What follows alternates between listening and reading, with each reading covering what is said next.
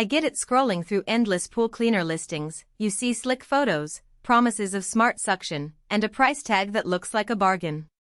Then you finally click buy and the thing arrives, you hook it up, and it either barely moves around a corner or stops dead after a few minutes, leaving you stuck with a half-cleaned pool and a dent in your wallet.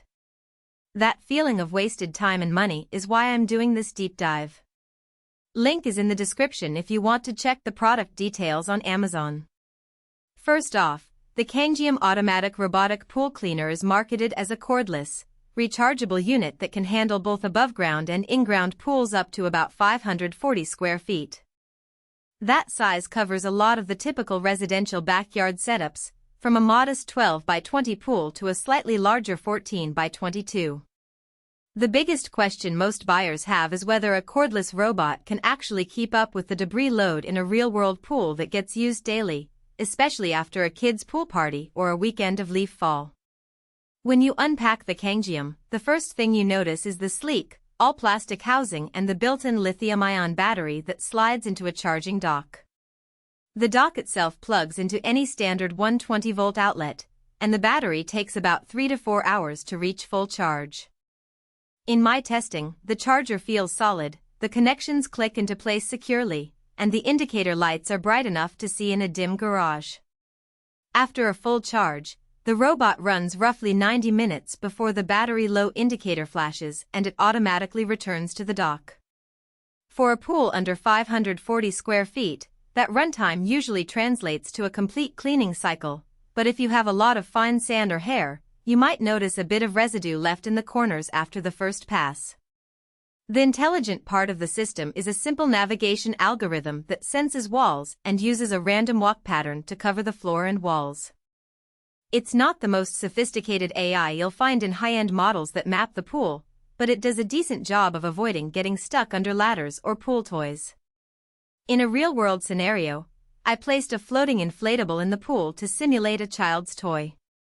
The robot detected it, changed direction, and continued cleaning without needing a manual rescue. That's a practical strength. No need to constantly hover over the surface waiting for the robot to figure it out. Suction and filtration are where the KANGJIEM really tries to stand out. The unit pulls water through a dual-stage filter, a coarse mesh that traps leaves and larger debris, followed by a finer cartridge that catches sand and small particles. After a typical cleaning run, the coarse filter was easy to rinse under a garden hose, and the finer cartridge required a quick shakeout. No disassembly needed. The suction feels strong enough to lift a handful of leaves in one pass, but it isn't a powerhouse that can pull up heavy mulch or large twine.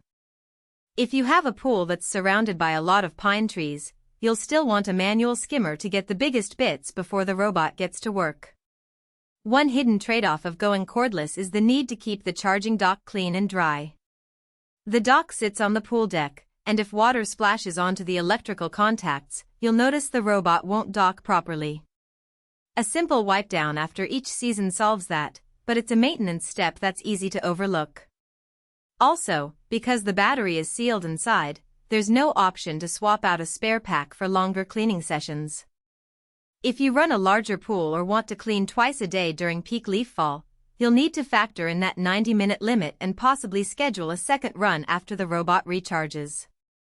Who should buy this? If you're a homeowner with a modestly sized pool, say, anything up to 540 square feet who wants a set-and-forget solution that doesn't involve dragging a cord across the water, the KANGJIEM is a solid pick.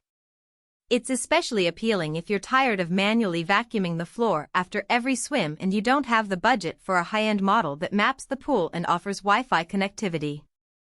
Families that use the pool regularly but don't have a dedicated pool service can benefit from the convenience of a robot that returns to its dock on its own, saving you the chore of lifting a heavy vacuum each weekend.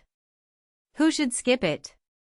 If you have a large in-ground pool that exceeds the 540 square foot limit, the runtime will likely fall short of a full clean, leaving you with patchy results. Also, if your pool is constantly surrounded by heavy debris, think a lot of pine needles, construction dust, or pet hair, a more robust suction system with a larger filtration capacity would be a better investment. Finally, if you prefer a robot with a smartphone app, programmable cleaning schedules, or the ability to map the pool for systematic coverage, you'll need to look at premium brands. The KANGJIEM keeps things simple, which is both.